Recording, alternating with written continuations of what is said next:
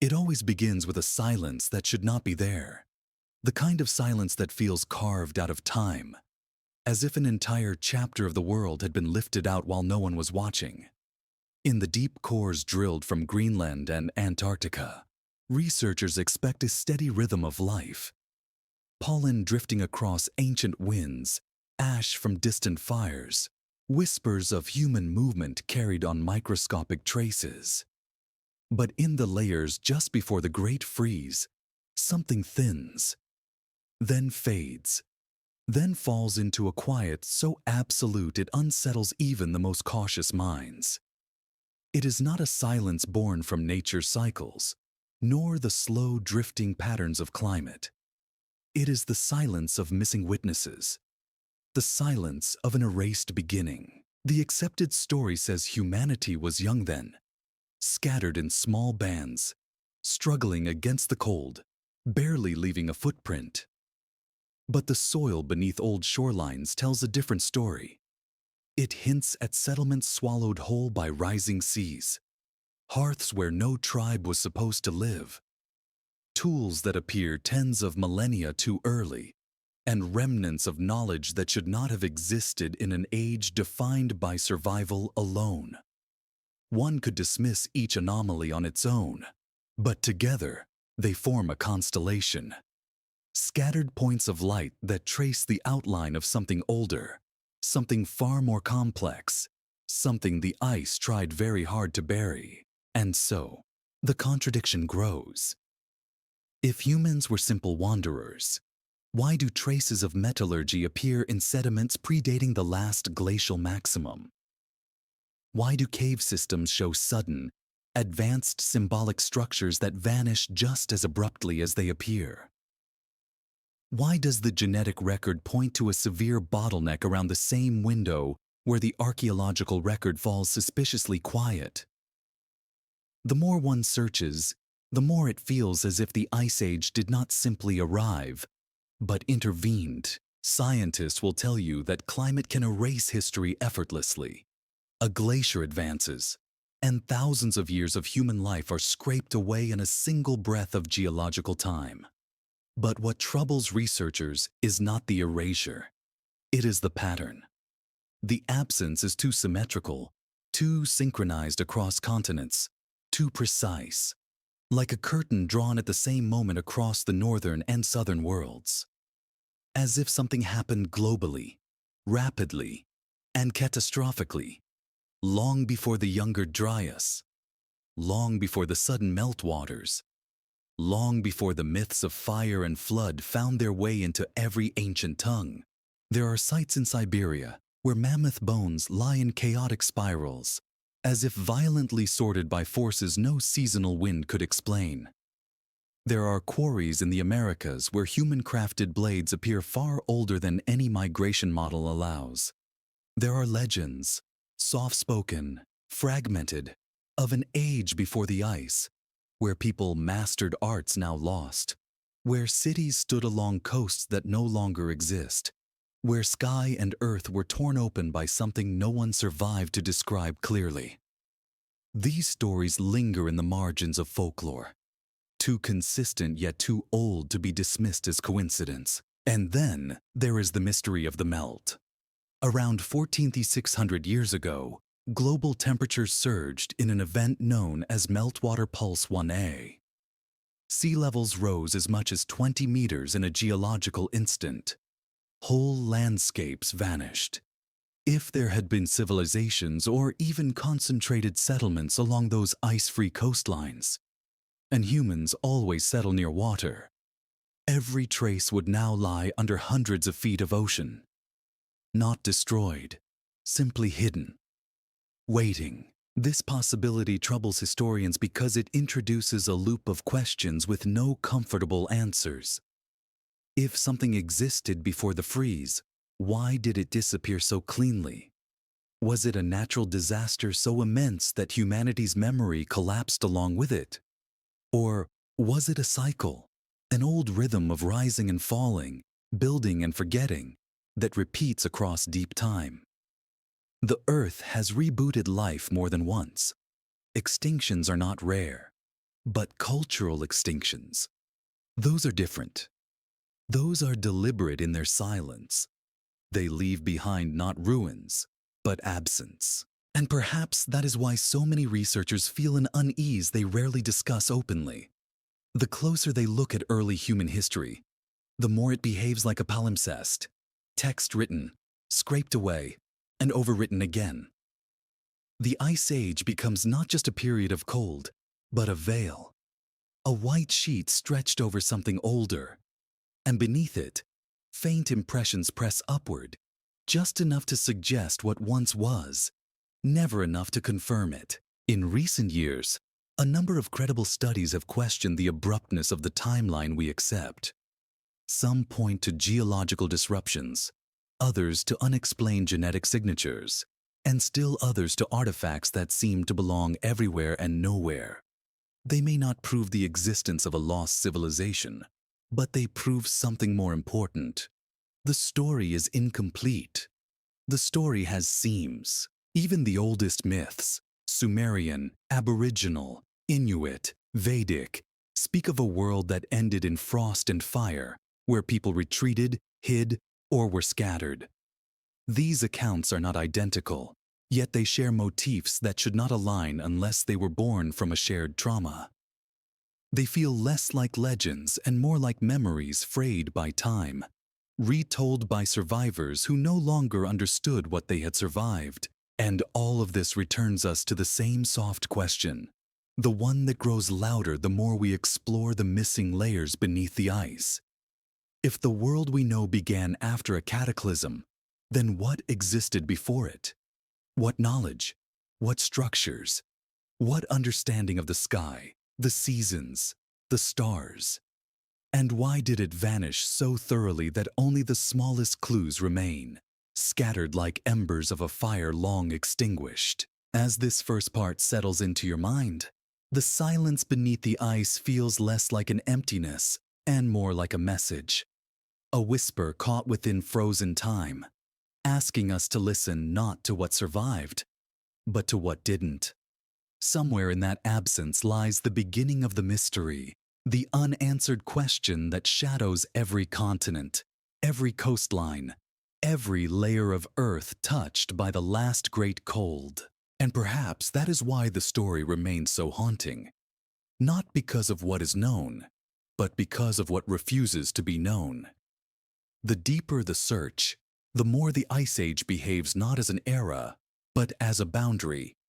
One humanity cannot remember crossing, yet somehow must have. A boundary that erases footsteps, softens voices, and buries entire worlds beneath a silence that still has weight. The cold waits. The answers wait with it. And this is only the first step into the fog the ice left behind. There is a feeling that lingers after the first layer of silence is lifted. A quiet discomfort that settles at the edge of thought. It is the sense that what was missing in the ice is not an isolated void, but the beginning of a larger pattern of erasure. When researchers move southward across the continents, tracing the ancient retreat lines of glaciers, they begin to notice something subtle yet undeniable. Traces of habitation where no habitation should have been. Artifacts out of sequence. Cultural fingerprints pressed into soil older than any established timeline allows. As if people once lived in places now buried under the memory of ice. Long before the world was ready to remember them. At the edge of old ice routes, in regions that would have been hostile even to the hardiest Paleolithic hunter, archaeologists have stumbled upon hearth pits, stone alignments, and fragments of tools that seem to belong to an age with no name. Some of these tools carry craftsmanship patterns strangely advanced, not in complexity alone, but in symmetry, balanced in a way that suggests an underlying system or aesthetic code.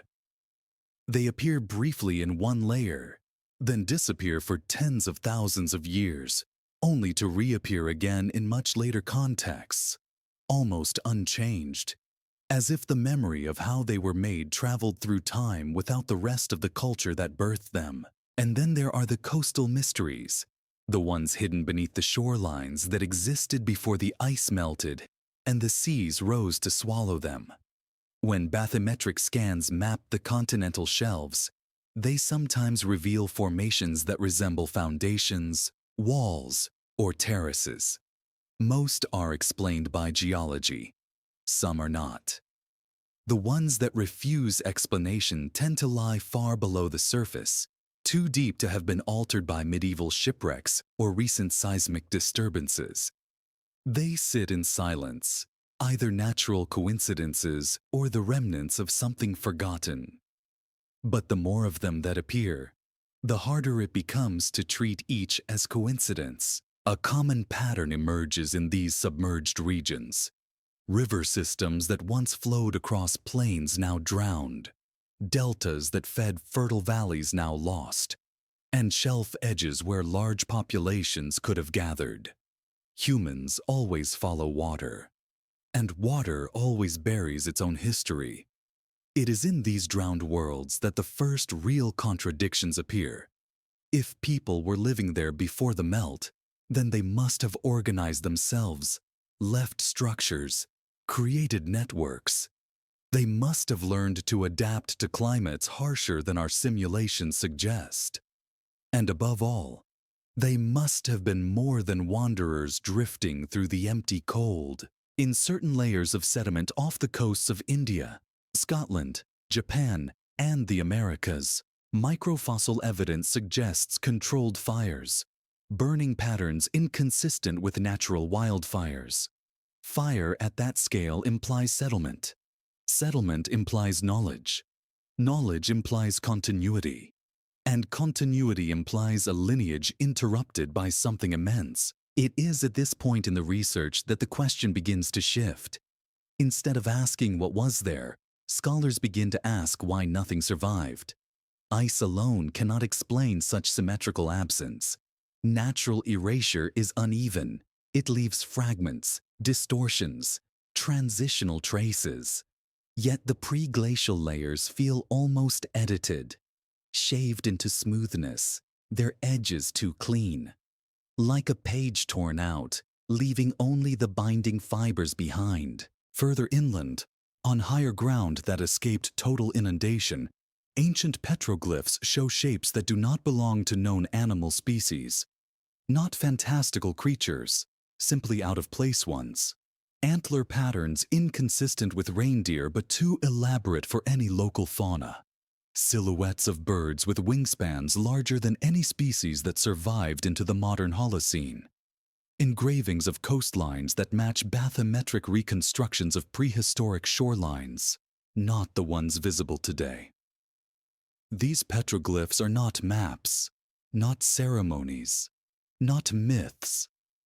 They feel observational, as though someone recorded what they saw before the world changed shape.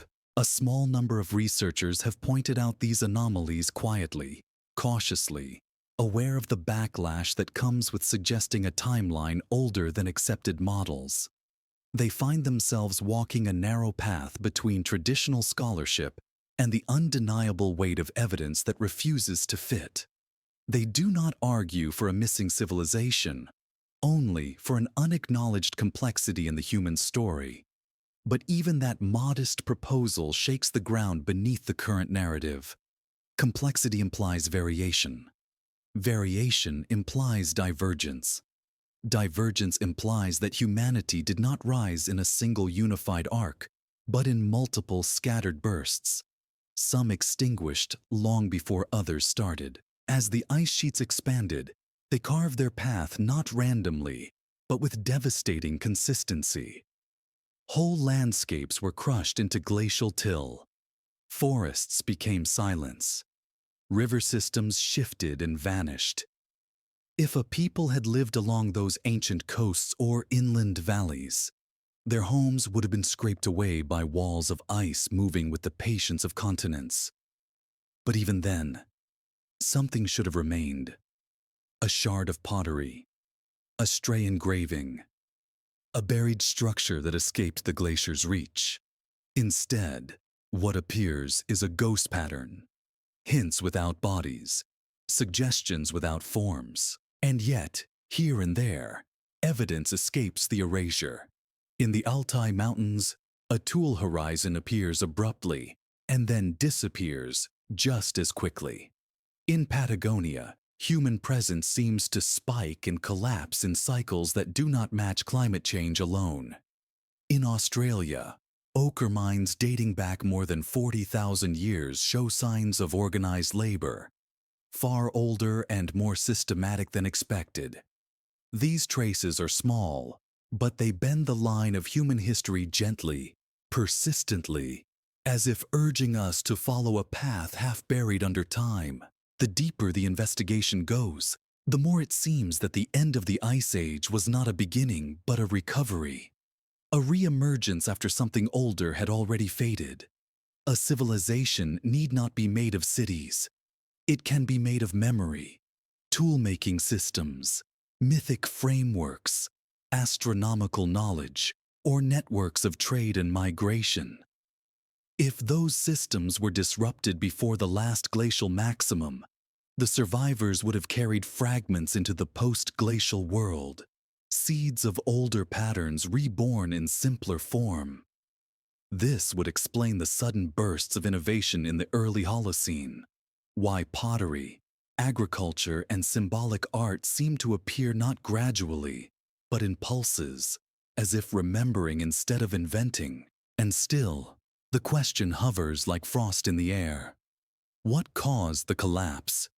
Climate alone cannot explain the synchronized disruption across continents. Something greater, more abrupt, must have occurred. Something powerful enough to break cultural continuity everywhere at once. But that question is not answered here. It waits deeper in the story, beneath layers of myth, geology, and catastrophe.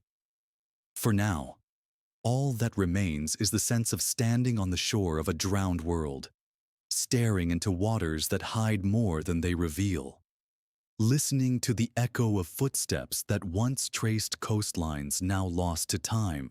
There is a feeling in that silence, a soft tension, a whisper of something almost remembered, something that lived, vanished, and left only a faint outline beneath the snowline, waiting for someone patient enough to follow its shape. There is a moment when moving through the evidence left beneath the glacial margins, where the patterns stop feeling coincidental and begin to resemble something more deliberate, almost as if the world itself were echoing a memory it cannot fully recall. It happens when geological layers and cultural fragments begin to mirror one another, forming a rhythm of destruction and renewal that repeats across continents. A rhythm marked not only by shifting temperatures or advancing ice, but by fire, by sudden heat, by pulses of melt so violent they reshaped rivers, erased valleys, and scattered the remains of both animals and people, as if caught in a storm no living witness could have survived. In the geological literature, these moments appear as anomalies, thermal spikes, ash horizons, magnetic disturbances frozen into ancient rock.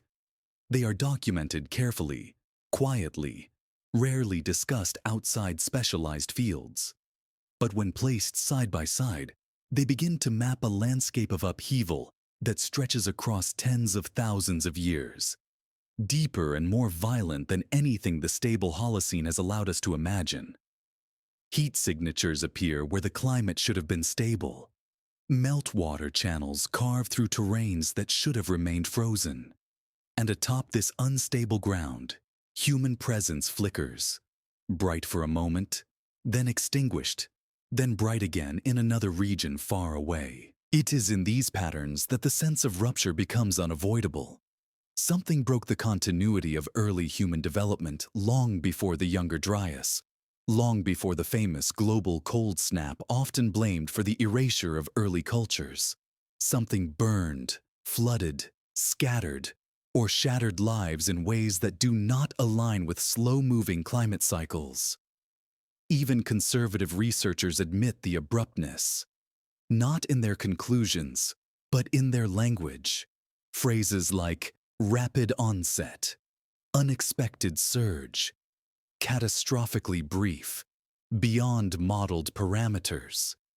Words chosen carefully, but words that betray the presence of forces they cannot yet name.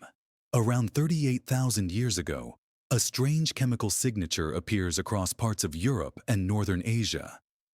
High concentrations of soot, fused silica, and particulate matter consistent with large-scale combustion events.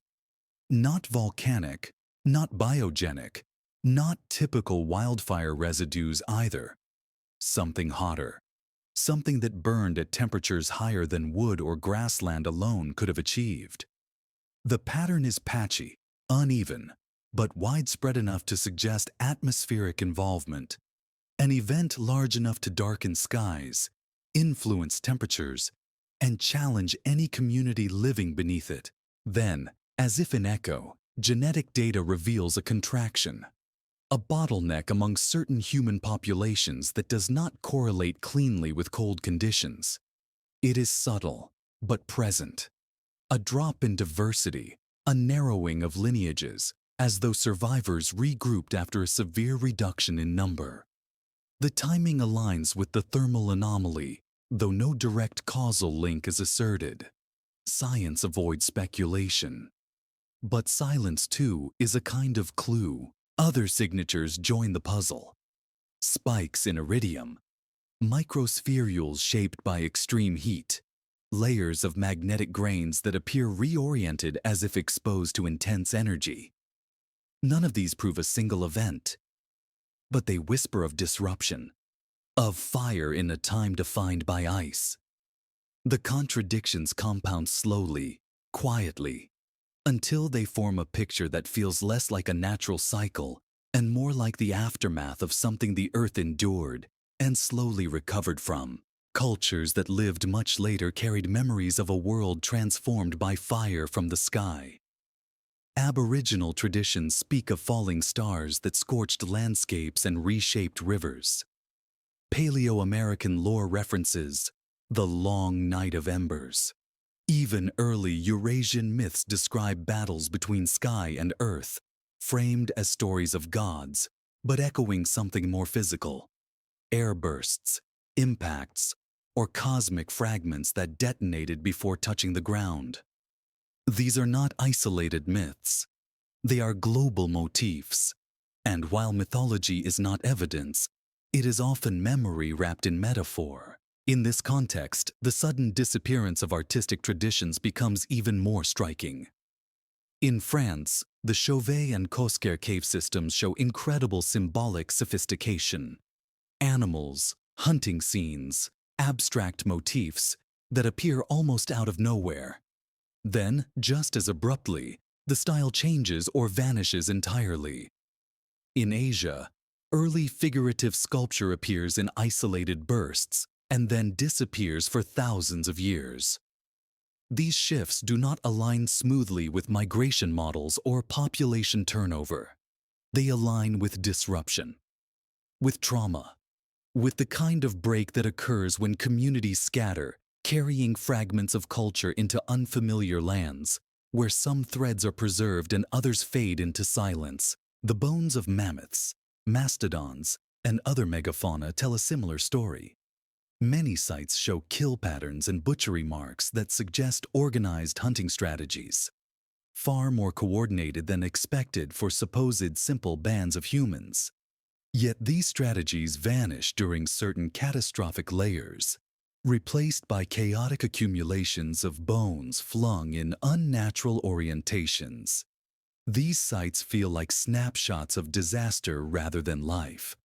Something arrived swiftly, violently, and left behind confusion rather than continuity. Researchers studying magnetic grains in North American lakebeds have noted another anomaly. A distinct layer of platinum-rich particles corresponding to a period of sudden cooling and widespread biomass loss. Though still debated, the layer suggests an extraterrestrial component, dust or fragments entering Earth's atmosphere, lingering long enough to alter global climate. It is not proof of a civilization-ending event, But it is evidence that Earth's sky was not always calm. These ruptures in both nature and culture begin to align into a single whispered question. What was the world like before the final advance of the ice?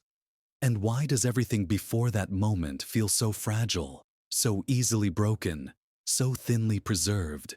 If there were early networks, migration routes, symbolic traditions, knowledge-sharing patterns, the disruptions would have shattered them. Communities would have fragmented, memory would have become localized, techniques would have been lost, myths would have preserved only the emotion, not the detail. And within a few generations, the survivors would have believed themselves the first humans to walk the earth. The ice would have finished the erasure. A glacier does not negotiate. It does not remember. It does not spare knowledge simply because knowledge is precious. It advances, grinds, buries, and waits. And when it retreats, the world begins again. Quiet, simplified, stripped of what came before. Yet traces remain in the soil, in the stone, in fragments of stories older than writing. The fire signatures in the ice, the bones scattered by forces beyond wind or water, the ash horizons that appear in nights that should have been cold and uneventful. All these fragments refuse to vanish completely, and when they are placed together, even gently, they reveal a world where humanity may have risen more than once. Not in great cities, not in the architectural sense modern minds expect, but in knowledge, in structure, in the slow accumulation of insight passed from one generation to the next. A world where something interrupted the arc of progress so thoroughly that only embers of that early understanding survived into the Holocene. This part of the story does not offer answers. It offers a pattern, and patterns are often the first step toward recognition. What broke the memory of fire and ice? What force reached across continents and rewrote the human timeline so completely that only subtle scars remain? For now, the only certainty is that the rupture was real, and somewhere beneath the weight of the last great cold, the cause of that rupture still waits to be uncovered. There comes a point in the investigation when the patterns stop whispering and begin to press more firmly on the mind, as if urging recognition. Across the scattered regions where early humans left their faintest traces, Siberia, Patagonia, the Arabian Peninsula, the Japanese archipelago, the edges of the European steppe, the same strange phenomenon appears: population curves that rise, fall, and fracture in ways no climate model fully explains. These are not the gentle fluctuations expected of small nomadic groups. They are sharp, sudden, asymmetrical. They look like the aftermath of an event that did not simply thin the species, but scattered it, fractured it, forced it to begin again. In genetics, this phenomenon is visible in what researchers call bottlenecks, moments where the diversity of a population collapses abruptly, leaving only a narrow strand of surviving lineages. The most famous bottleneck in human prehistory is the Toba event. Some 74,000 years ago, a supereruption so massive it darkened skies, shifted monsoons, and may have reduced the global human population to a few thousand individuals. But even this catastrophic episode does not fully account for the repeating contractions that appear later, bottlenecks that do not align neatly with known volcanic, climatic, or ecological triggers. Instead, a more elusive pattern emerges. Population collapses occurring at different times in different parts of the world, as though the losses were not caused by one event, but by waves, successive disruptions that hit communities unevenly. Some regions recover quickly. Others vanish from the genetic record entirely, leaving no descendants, no cultural memory, nothing but a faint archaeological shadow that disappears into the pale dust of glacial time. One of the most troubling of these collapses occurs around 45 to 40,000 years ago. In Europe, Neanderthal populations crash rapidly and irreversibly. At the same moment, early Homo sapiens groups show signs of dispersal, abandonment of certain territories, and a sudden shift in tool-making strategies. In Asia, Denisovan lineages shrink and vanish. In Australia, megafauna extinctions accelerate dramatically. None of these events are perfectly aligned, yet their timing overlaps enough to suggest a shared influence, something not bound to a single location, something that washed across continents like a shadow. Some researchers propose competition as the explanation. Others point to climate instability. But neither model captures the scale or synchronization of the losses. Competition does not wipe out entire genetic lineages across multiple continents. Climate change does not selectively target different hominin species at nearly the same moment. And yet something did. What remains most haunting is that the archaeological record does not reflect a slow or gradual transition. It reflects abruptness. Tool assemblages that should evolve over thousands of years shift in mere centuries. Symbolic traditions appear and disappear with little continuity. And certain landscapes, once populated by thriving groups of early humans, suddenly fall silent, as though emptied, by force, by fear, or by something that left no survivors to retell what happened. This is where the hypothesis of repeated civilizational resets begins to feel less like speculation and more like an unspoken possibility. A civilization does not need cities or walls or writing to exist. It needs relationships. It needs knowledge passed carefully between generations. It needs continuity. And continuity is what these ruptures so consistently destroy. Take, for example, the Gravettian culture of Europe, known for its impressive hunting strategies, symbolic figurines, and elaborate burial practices. It emerged suddenly around 33,000 years ago, flourished brilliantly, then vanished without clear cause around 20 years into a global cold period. Some scholars attribute its disappearance to changing environments. Yet the same environment saw other groups survive. The Gravettians left no descendants, only artifacts, only echoes. Or consider the sophisticated maritime networks implied by the earliest Australian settlements, which required sea crossings of up to 100 kilometers, using boats no trace of which survives. Whatever knowledge those early navigators possessed did not persist. By the Holocene, seafaring in the same region became simpler, not more advanced. The past did not accumulate into the future. It broke, fell backward, and had to climb again. In the highlands of New Guinea, genetic studies show that a once large population experienced a sharp contraction, followed by long isolation.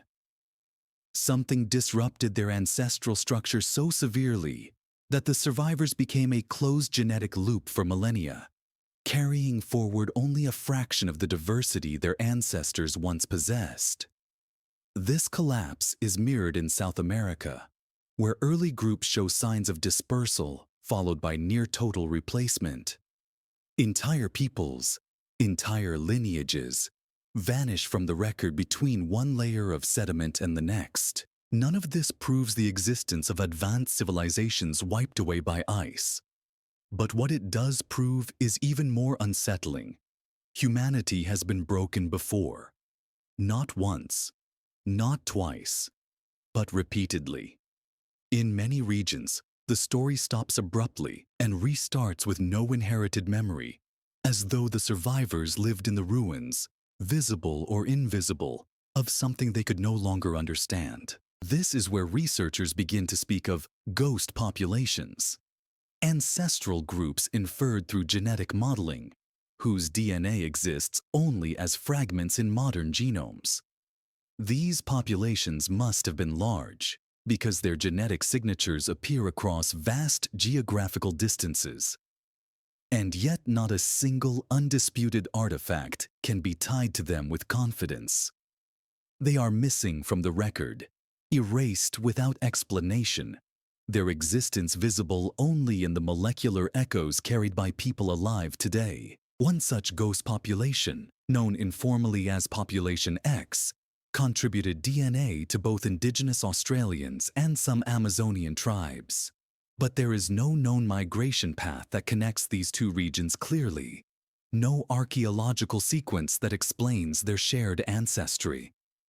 It is as if this population once ranged widely across territories, now wiped clean by ice, flood, or time, and then vanished without leaving a single known settlement behind. Similar mysteries surround the Denisovans, a population genetically influential across Asia and Oceania, yet represented by only a handful of bone fragments.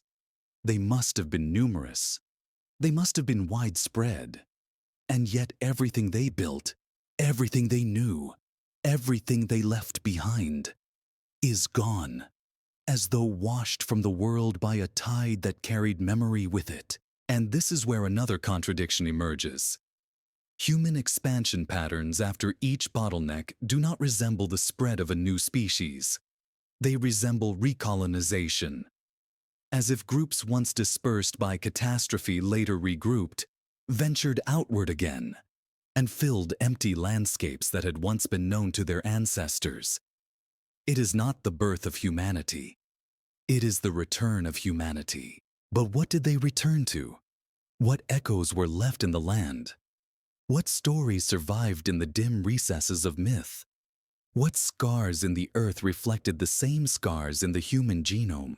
There is a quiet, unsettling unity in these repeating collapses. They do not behave like chance. They behave like cycles. Something disturbs the world.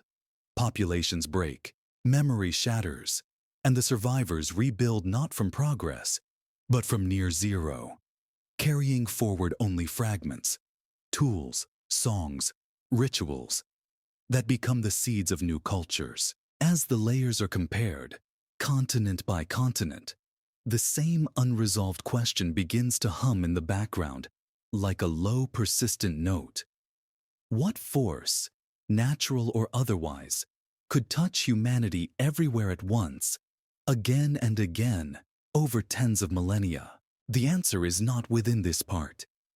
It lies deeper, beneath more layers of silence and stone. But the pattern continues to build, quiet and insistent. Humanity did not simply rise. It survived something it cannot remember. And that forgotten wound still shapes every story that followed. As the trail of vanished peoples winds deeper into the Ice Age, another layer of the mystery begins to surface. One not carved into bone, nor captured in genetic memory, but drawn quietly, almost impossibly, onto ancient maps. They are artifacts that should not exist in the forms we find them. Charts that depict coastlines too accurate, too detailed, too geologically precise for the eras from which they supposedly come. And yet they do exist. They sit in archives, in collections, in libraries, where historians have studied them for decades and still fight to fit them into a narrative that refuses to hold their shape. The most famous, of course, is the Piri Reis map of 1513, copied from older sources the Ottoman admiral himself claimed were from the time of Alexander, and others he insisted were even older. What unsettles researchers is not the map itself, but a specific detail drawn along its southern edge. A coastline that appears strikingly similar to the outline of Antarctica beneath its ice. Not the modern, ice-covered outline, but the subglacial one. The shape only confirmed through seismic mapping in the 20th century. Centuries before that, someone had drawn it with enough accuracy that a small group of cautious scholars still debate whether the presence is coincidence or memory. To avoid exaggeration, most historians dismiss the comparison as pareidolia. But between the elegant curves of that southern landmass and the modern subglacial models, the resemblance lingers. And once the mind sees it, it becomes difficult to unsee. The map should not contain that shape. Nothing in the known world of 1513 could have provided the data. And yet it is there, quiet, steady, waiting for an explanation. The Piri race map is not alone. The Oronteus Phineus map of 1531, the Boache map of 1754, and the Zeno chart of the North all contain details that feel out of time. Ancient river systems drawn where glaciers now sit, mountain ranges sketched centuries before satellite imaging, shorelines matching prehistoric sea levels rather than modern ones. Most scholars argue these maps were speculative, based on travelers' tales or the imaginative reconstruction of unknown lands. And perhaps they were. But the idea of speculation collapses when those speculative features align with geological realities unknown until the last century. Then there are even older traditions, cartographic fragments from ancient Greece and Egypt that depict a southern landmass thought mythological until the modern age proved its existence. Ptolemy's Geographia mentions lands beyond the Indian Ocean, and while the descriptions are vague, they carry traces of something deeper, echoes of an earlier understanding of global geography. Not precise, not scientific, but suggestive enough to raise the question: how far back does the memory of Earth's true shape actually go? If such knowledge existed before the Ice Age sculpted the world into new forms, it would have belonged to a people living in a time when coastlines were different, when Antarctica's edges were perhaps partially ice-free, when the seas were lower and the continents more exposed. These were not the conditions of the Holocene. These were the conditions of the world before the last great melt.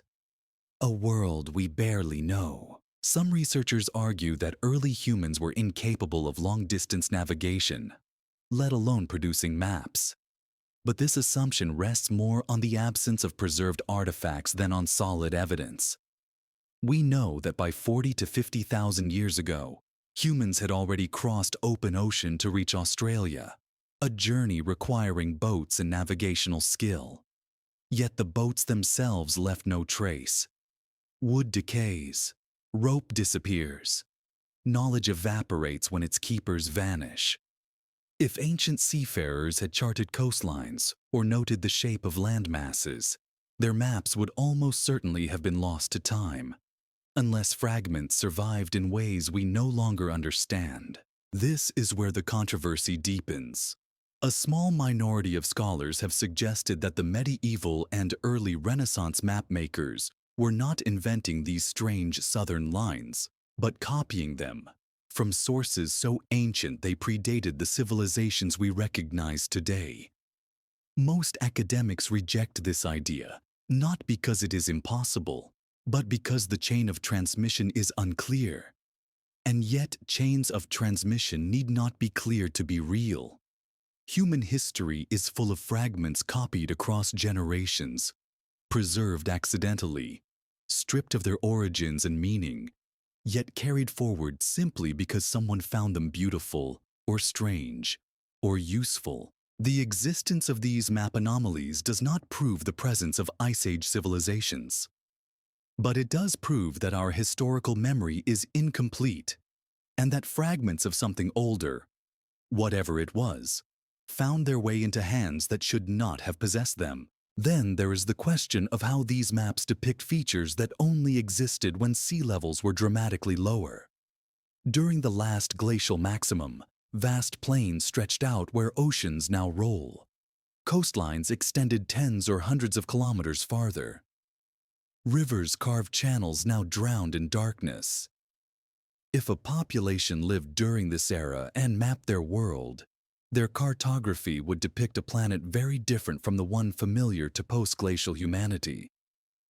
And the shapes on these contested maps, those strange out-of-place coastlines, align more closely with those earlier conditions than with the geography of recorded history. One of the most intriguing patterns is the depiction of a vast southern continent on numerous pre-modern maps, drawn not as a speculative balancing land, as often assumed, but with articulated inlets, rivers, and bays. The details differ from map to map, but the general shape recurs like an echo. Too consistent to dismiss outright, too inconsistent to confirm. It hovers between fact and myth, between geology and imagination, and perhaps that is the most haunting part of this story. The sense that humanity has inherited fragments of knowledge from a time it can no longer remember, like a dream misplaced upon waking. Myths of great southern lands persisted across cultures. Stories of ancient mariners who traveled far beyond the horizons appear even in societies that became later isolated. Legends of islands that sank beneath rising seas echo across the Pacific. None of these prove anything, but together they form the outline of a memory too scattered to name. Some scholars propose trade networks stretching back into the Paleolithic, connecting groups across vast distances with symbolic exchanges, migration corridors, and knowledge-sharing pathways. If these networks mapped coastlines, even crudely, and those maps were recopied across thousands of years, they could eventually reach civilizations that used them without understanding their origins. The idea feels improbable, yet improbability is not impossibility. And the Ice Age leaves its own kind of evidence, not in the artifacts it preserved, but in the ones it destroyed. If the earliest maps were made on hide, bark, or other organic materials, the glaciers would have obliterated them completely. If the knowledge was oral, it would have survived only as myth. If the original mapmakers lived in regions now beneath the ocean, their traces would rest in darkness deeper than sunlight can reach. What remains are the echoes, unreliable, incomplete, contradictory, yet persistent enough to provoke a quiet, unsettling thought. Perhaps the mapmakers did not imagine these shapes. Perhaps they inherited them. And if that is true, then something existed before the last great cold. Something capable of observing, recording, remembering. Something capable of losing itself so completely that only faint cartographic shadows remain, drawn centuries later by hands that never knew the world they were copying. But what kind of world was it? What shores did its people walk? What did they see? And why did their memory fade so completely that only these ghostly coastlines remain? The answers are buried not in ice, but beneath it, waiting under kilometers of frozen darkness. And if those maps are echoes of a lost world, then the next question becomes unavoidable. How much of our history is built on what survived? And how much on what was forgotten? Once the lines of those ancient maps begin to settle into the mind, those impossible coastlines and buried shorelines, another question rises quietly behind them, like a shape forming beneath mist. If someone recorded the world before the ice, who were they? Not in myth, not in fantasy, but in the long, cold reality of the Pleistocene. Most scholars answer with caution. No one, no organized society existed before the last glacial maximum. People were scattered, simple, focused only on survival. Yet when the archaeological record is examined without expectation, when the noise of assumed timelines is stripped away, a new pattern emerges, one that suggests early humans were neither simple nor scattered, and that the foundations of knowledge may have taken shape far earlier than we have been taught to imagine. Among the most compelling clues lies in the story of the Denisovans, an archaic human lineage discovered not through skeletons or tools, but through genetics, through fragments of DNA that should never have survived as clearly as they did. The Denisovans left almost no physical trace, only a finger bone, a tooth, and a few scattered genetic signatures preserved in sediments. Yet their DNA appears across Asia, in Melanesia, in indigenous Australian populations, even faintly in some eastern Siberian groups. They must have been widespread. They must have been numerous. They must have interacted with anatomically modern humans, in ways more structured than chance encounters. And yet, they vanished without a clear reason, leaving behind no definitive tool traditions, no settlements we can confidently attribute to them, no artwork carved into the stone of the world. A people so genetically influential should not be so archaeologically silent, unless their traces lie in regions now buried, beneath glaciers, beneath oceans, beneath landscapes reshaped by time. Or unless their cultural legacy, whatever form it once took, was absorbed into the expanding human populations that survived the last great pulses of cold and fire. Modern excavations in the Altai Mountains complicate this silence further. Not only did the Denisovans live in the same cave systems as early Homo sapiens, but they seem to have done so for tens of thousands of years. Layer upon layer of occupation, rich with stone tools, pigments, and bones, reveals a picture that contradicts old assumptions. These were not nomads drifting without pattern. They were people with rhythm, memory, and continuity. And if they had continuity, they may have had something else: knowledge. The Siberian toolkits associated with Denisovan layers show a surprising level of sophistication. Microblades, prepared core technologies, composite tools that would have required training, teaching, and coordination. This alone does not imply civilization, but it does imply complexity. And complexity is the foundation upon which all later human societies were built. Other anomalies deepen the picture. Genetic studies suggest that Denisovans interbred with Homo sapiens in multiple waves across thousands of years, not as isolated encounters, but as patterns, structured exchanges between populations moving through landscapes shared by both. These interactions imply communication, cooperation, shared hunting strategies, or even shared symbolic practices. If so, then the borders between species were not as rigid as once assumed. Knowledge could have flowed between them. Memory could have crossed that boundary. Then there is the enigma of the Tibetan Plateau. The ability of modern Tibetans to thrive at high altitude comes from a Denisovan gene, EPAS1, adapted for low oxygen environments. This means the Denisovans lived in places long considered too extreme for early humans, mastering conditions far beyond what simple foragers should have endured. To survive there, they would have needed shelter, fire control, knowledge of seasons, understanding of migration patterns. They would have needed community. The more these patterns emerge, the more the idea of a cold civilization takes shape, not in the sense of monumental cities or written languages, but in the deeper, quieter sense of a culture adapted to a world on the edge of ice. A people whose tools, routes, stories, and knowledge were finely tuned to the rhythms of a harsher earth. A people who left faint traces not because they lacked complexity, but because the glaciers erased much of what they built. And they were not alone. In the Levant, Neanderthals produced adhesives from birch tar, a process requiring controlled temperatures and knowledge of distillation. In Germany, the Schöningen spears, more than 300,000 years old, show craftsmanship so precise that modern athletes have compared their balance to Olympic javelins. In Russia, the Divje flute, if confirmed as Neanderthal, suggests not only music, but scaled tonal systems.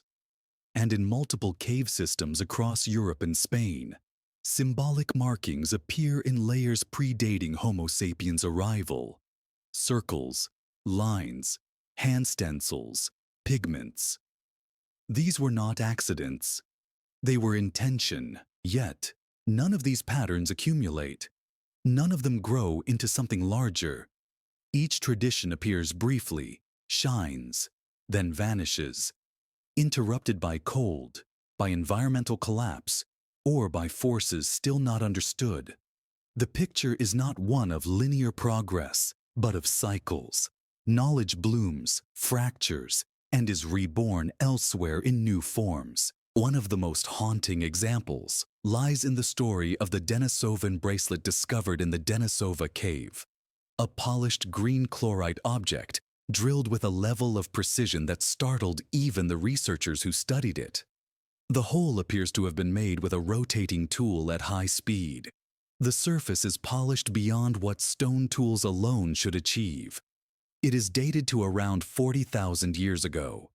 Nothing about its craftsmanship fits cleanly into our assumptions about Paleolithic technology. And yet it exists. It sits behind glass now, a quiet contradiction that suggests its makers understood more than they are given credit for. But the most significant clue may not be technological at all. It lies in the strange overlaps between symbol systems across continents. Spirals in Siberia resemble spirals in Paleolithic Europe. Hand stencils in Indonesia mirror those in Spain, though created tens of thousands of kilometers apart. Geometric patterns in Australia echo those found in Africa. These similarities can be dismissed as coincidence, or they can be seen as evidence of something else, a shared memory that predates the last migration waves, inherited from groups whose knowledge spread without leaving clear archaeological lineage. If so, the cold civilizations theory becomes less speculative. It becomes a suggestion that the Ice Age world was not a blank canvas upon which modern humans later painted culture, but a palimpsest, layers of knowledge written, erased, rewritten, and passed through lineages that did not survive intact. A world where Denisovans, Neanderthals, early Homo sapiens, and other ghost populations may have shared ideas in ways we cannot yet fully imagine. What destroyed these early networks? What shattered the continuity that seems to have existed across vast distances? Why did the symbolic systems fade, the tools simplify, the populations collapse in waves? The ice played its part. But ice alone cannot explain the synchrony. There were other forces, geological, cosmic, atmospheric, that left scars across the planet. Scars that will appear in the next layers of this story. For now, all that remains is the quiet realization that humanity was not alone on its long path through the cold. And whatever knowledge once bound these early peoples together did not vanish entirely. It lingers in DNA, in symbols, in fragments of tools polished by forgotten hands. It lingers in ways we are only beginning to hear.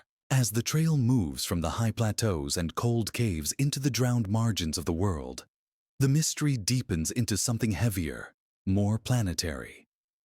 If earlier sections whispered of vanished peoples and fragmented memories, this one enters the domain of water, of the great rising that ended one world and forced another to begin. Because long before the warmth of the Holocene softened the continents, there was a moment when the oceans themselves surged upward with a violence that left scars across every shoreline on Earth. Not gradually, not over millennia, but in abrupt pulses, catastrophic rises that reshaped the planet in single lifetimes. The most dramatic of these is known today as Meltwater Pulse 1A, an event around 14,600 years ago, during which global sea levels rose up to 20 meters in just a few centuries, possibly even faster. To modern minds, this number feels abstract. To the people living then, it would have been a cataclysm. Entire landscapes vanished beneath encroaching waves. River systems reorganized. Climate zones collapsed. And any human groups living along the coast would have been forced to move inland at a pace faster than most communities could endure. But what troubles researchers is not the rise itself. It is the origin of the water. The amount released during that pulse far exceeds what should have melted based on temperature reconstructions alone. Something accelerated it. Something triggered the ice to collapse in ways no standard model can fully explain. Some researchers attribute it to internal ice sheet instability. Others suggest the disintegration of massive glacial dams. But behind these cautious hypotheses lies a quieter recognition. The event was too abrupt, too global, too synchronized. This is where the mystery shifts from the oceans to the evidence buried beneath them. Because if people lived before the pulse, and surely they did, then their world now lies underwater, erased not by time, but by depth. The coastal shelves of the Ice Age were vast, stretching far beyond the shorelines we know today. And for most of human history, people settled near water. Rivers, estuaries, coastlines. They were the highways of early life, which means the greatest concentration of early settlements now rest beneath as much as 100 meters of ocean. Underwater archaeologists have long known this, but exploration is difficult. Technology cannot easily penetrate deep silt. Currents distort sonar returns, and many regions remain unexplored, not because they lack interest, but because the ocean guards its history fiercely. Yet even with limited access, a few enigmatic findings have emerged. Off the coast of India, the Gulf of Combat bathymetric scans revealed geometric structures arranged in patterns too ordered for geology alone. Critics argue the formations are natural, shaped by river currents. But others note the repeating angles, the rectilinear shapes, the suggestion of walls and platforms. If these structures were once above water, they could date to a period before the melt, lost long before recorded history began. In Japan, the Yonaguni Monument lies beneath the waves, a massive sandstone formation with terraces, steps, and flat plains that some researchers argue show signs of intentional shaping. Others insist it is natural, but whether natural or human-altered, its sharp edges suggest a time when sea levels were lower, perhaps when humans could have lived on what is now the seafloor. If people shaped even part of it, then the work would predate the end of the Ice Age by thousands of years.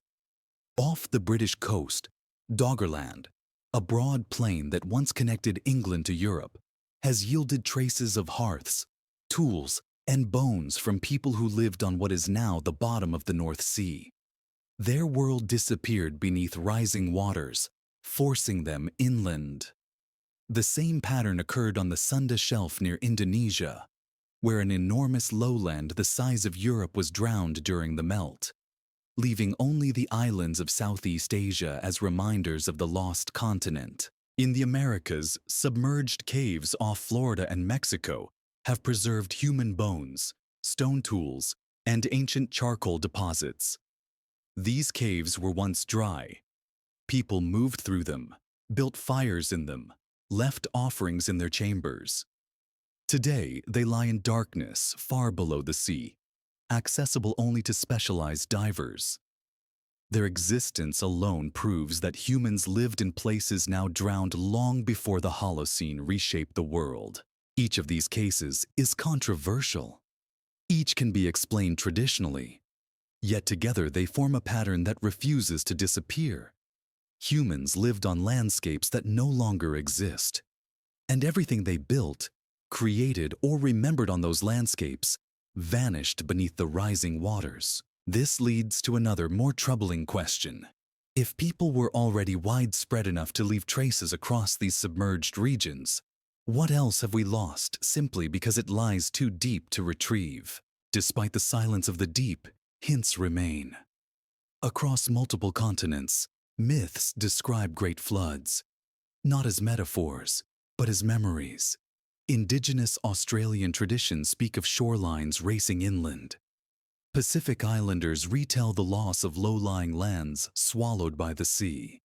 Early Indian texts reference ancient kingdoms drowned by rising waters. Native American stories recall cities swallowed by the ocean and rivers rising into the sky. Most scholars treat these tales as symbolic, but symbolism often grows from truth. Oral traditions can preserve memory far longer than assumed, sometimes for thousands of years. And when the same motifs appear across cultures separated by oceans, the question becomes not whether the events happened, But how many times? The rapid sea level rise did more than change coastlines. It broke communities apart, forcing migrations into regions already occupied. This created tension, conflict, and cultural layering. Traditions blended, others vanished. Entire knowledge systems adapted or collapsed. Tool styles simplified as groups focused on survival. Symbolic practices shifted. Languages diverged. In the fragments left behind, archaeologists see sudden transitions, abrupt changes in settlement patterns, in toolkits, in rituals that align not with simple adaptation, but with forced displacement. When a coastline moves 20 meters, a village relocates. When a coastline moves 20 meters in a century, a culture dies. But the mystery does not stop at displacement. Geological records show multiple meltwater pulses, not just one. As the ice sheets disintegrated, their collapses came in waves. Each surge erased another layer of coastline, another network of settlements, another chapter of unrecorded history. If a people had mastered early trade networks, early navigation, early symbolic systems, those networks would have broken each time the ocean surged. Memory would have fragmented. Techniques would have been lost.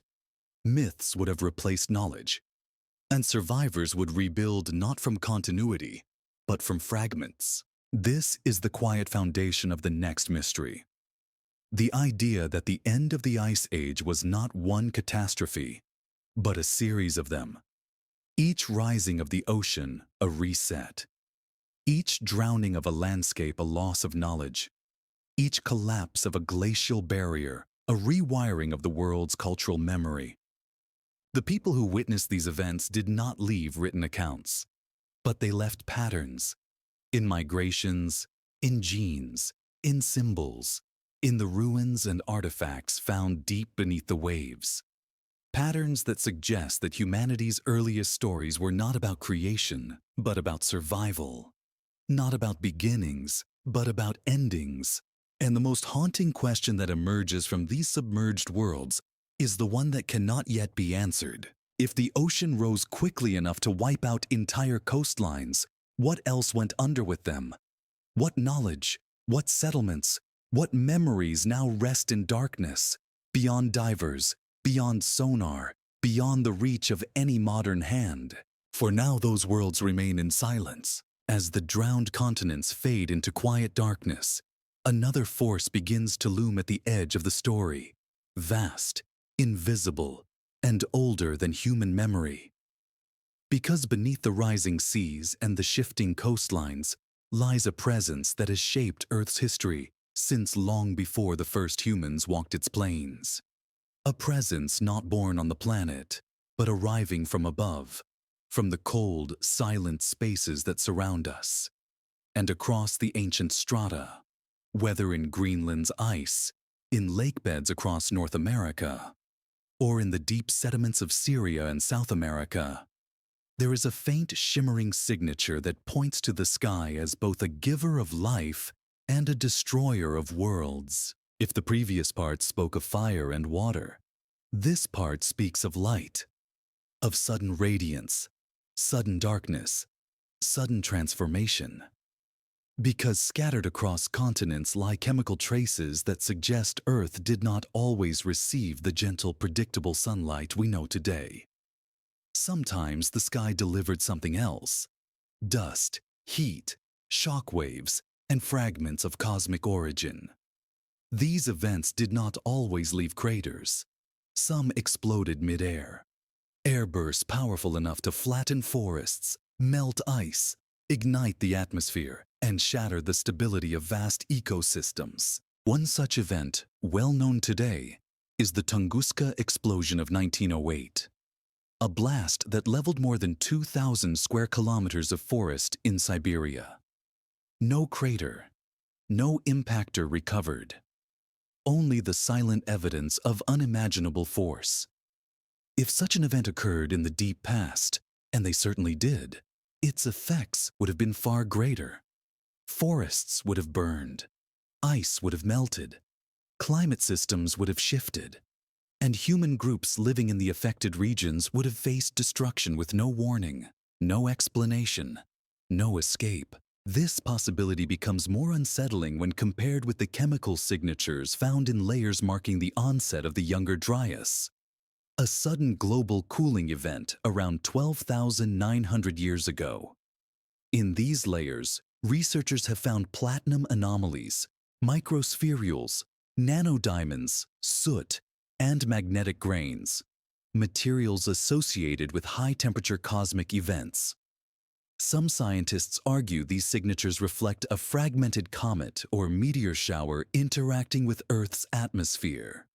Others reject this hypothesis, yet the evidence remains. Something extraordinary occurred. Something capable of altering global temperatures, igniting fires across continents, and triggering massive meltwater floods. But the Younger Dryas is not the only layer carrying this strange celestial fingerprint. Earlier bands of sediment, older than the pulse events, older even than the onset of the last glacial maximum, show similar though weaker anomalies. This suggests that cosmic disruptions may have occurred multiple times across the Pleistocene, touching human populations repeatedly, not as singular apocalypses, but as cycles of shock, events that reshaped landscapes, destroyed habitats, and forced migrations. These cosmic fingerprints appear in more subtle traces as well. Ancient corals preserve records of changes in solar radiation. Ice cores show abrupt increases in atmospheric dust, not linked to volcanic activity. Some tree rings reveal years of diminished sunlight, possibly caused by high-altitude particulates. While none of these prove direct impact events, they hint at disturbances in the upper atmosphere, disturbances that could have resulted from cosmic debris, solar storms, or interactions with cometary dust trails. For early humans, such disturbances would not have been scientific curiosities. They would have been existential events, nights where the sky glowed unnaturally, days when the sun dimmed behind a veil of strange dust, seasons where the cold returned suddenly, starving plants and animals, collapsing entire food webs. And in the wake of these disruptions, some groups would have fled, others would have perished, and others would have adapted, carrying with them new stories of the sky, stories that eventually became myths of falling stars, celestial battles, or gods descending in fire. These myths persist across cultures separated by oceans and time. Aboriginal stories in Australia describe the day the sky burned. Ancient North American traditions speak of the comet that split the world. In South America, Andean legends recount the appearance of the fire serpent that scorched the earth. In Siberia, tales of sky spirits descending with thunder echo the shape of an airburst.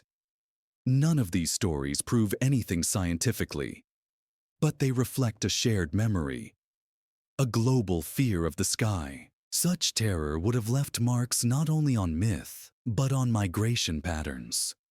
Cosmic airbursts and dust events could explain sudden, synchronized dispersals visible in the archaeological record. Moments when groups abandoned long-inhabited territories, leaving behind tools, bones, and hearths that appear frozen in time. Some regions show evidence of burning across large landscapes. Others show abrupt abandonment with no sign of conflict or disease. It is as if people faced something that moved too quickly to fight, too incomprehensible to name. The most haunting patterns appear in the sudden transitions between cultural phases.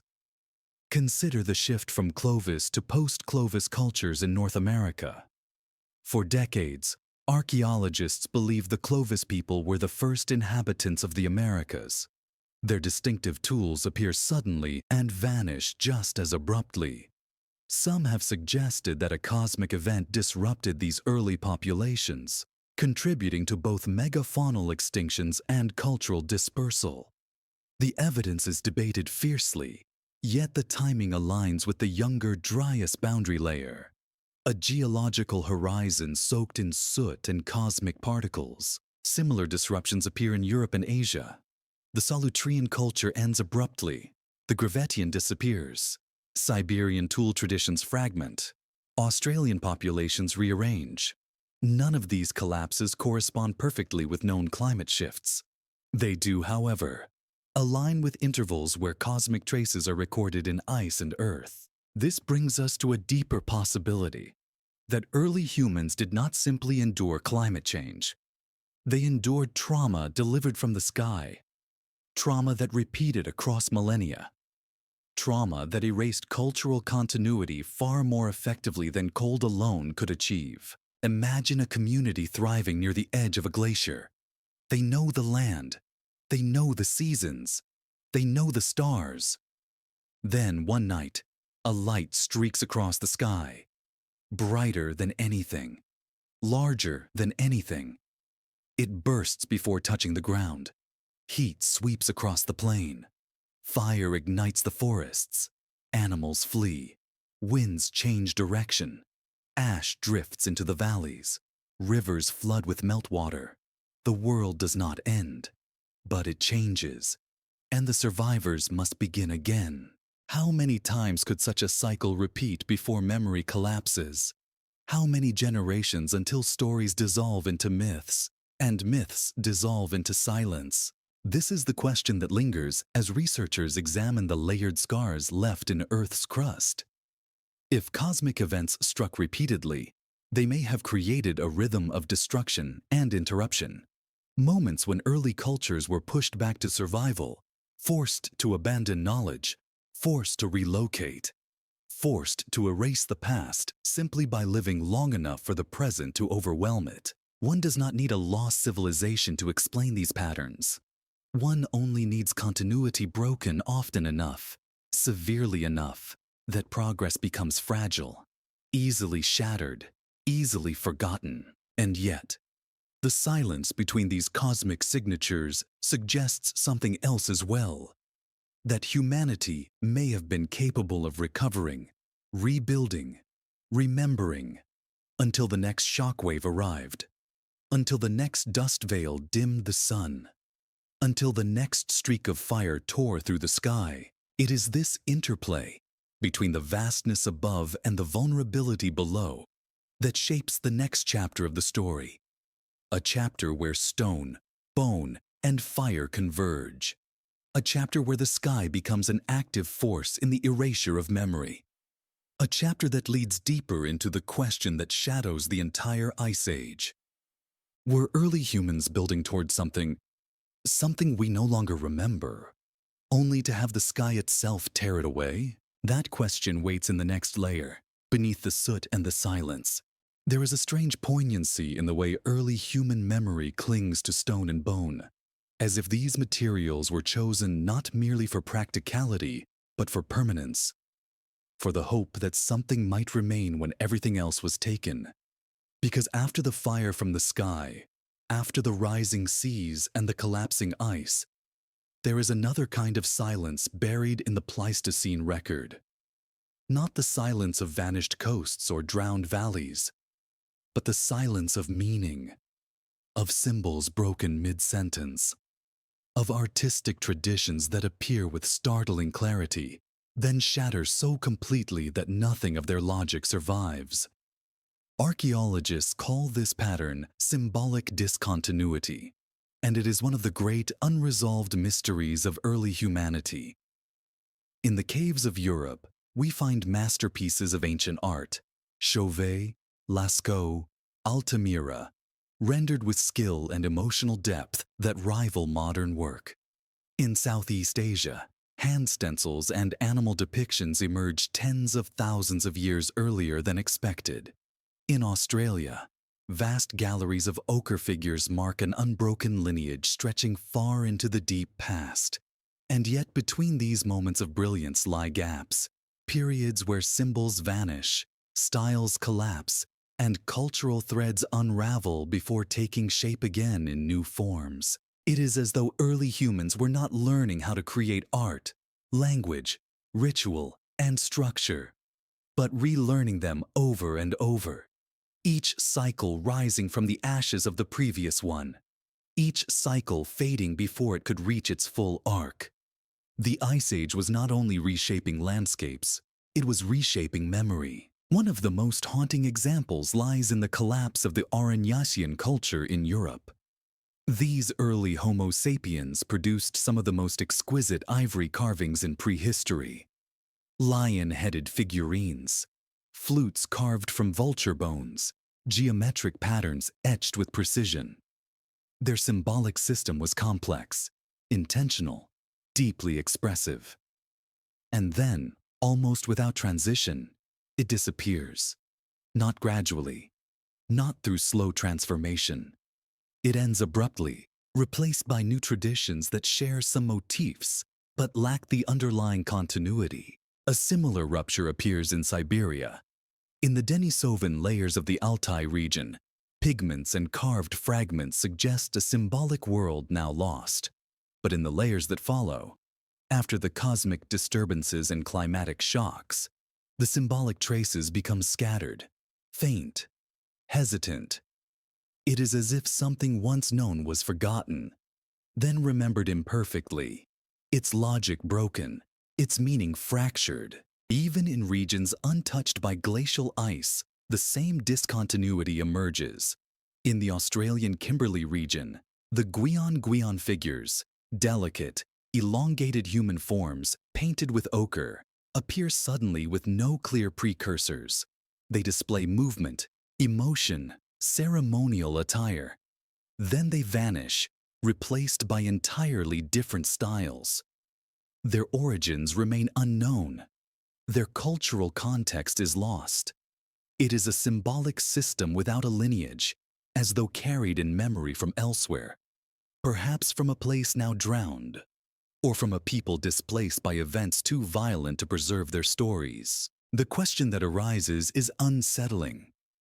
How does symbolic knowledge disappear so completely unless the entire network that carried it collapses? Art does not vanish because a few individuals die. Stories do not vanish because a single village is lost.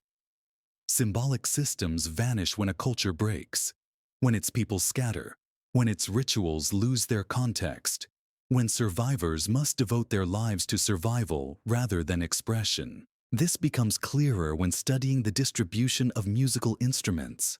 Flutes appear across Europe more than 40,000 years ago.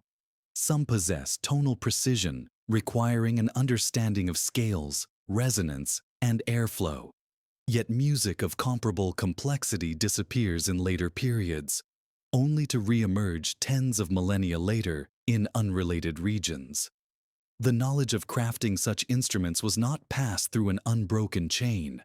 It was lost and reinvented, lost and reinvented. Of all the symbolic collapses, the most enigmatic lies in what archaeologists call the engraving horizon. Across Africa, the Levant, and parts of Eurasia, geometric engravings appear more than 70,000 years ago. Crosshatches, zigzags, repeating motifs etched into ochre, bone, and stone. These are not random markings. They are intentional. They suggest structure, pattern, perhaps even proto-writing. And then, inexplicably, the system fades. For tens of thousands of years, the engravings disappear almost entirely, reappearing only sporadically and without the coherence they once had. The fact that such complex symbolic expression emerges so early and then vanishes raises a fundamental question. Were these early humans inventing symbolic thought or preserving a fragment of something older? Something carried from one generation to the next across a perilous landscape until the memory chain finally broke. The collapse of symbolic systems is mirrored in the abrupt disappearance of early gathering sites. In regions of the Levant, Africa, and East Asia, early humans created shared spaces, sites where pigments, beads, tools, and ritual objects accumulated. These places suggest networks, gatherings, shared identities. But many of them end suddenly, replaced by more utilitarian sites, as though ceremony itself fell away. This symbolic erasure is most visible in the disappearance of long-distance exchange networks. In the late Pleistocene, groups traded shells, pigments, and exotic stones across hundreds of kilometers. These networks required not only movement, but meaning. Trade is more than exchange. It is relationship, ritual, trust. But after certain cosmic and climatic events, these networks collapse. The presence of distant materials fades from the record. Communities that once interacted retreat into isolation. Even more striking are the early proto-architectural sites, semicircular stone arrangements from Siberia, enigmatic pits from Arabia, aligned stones from Europe.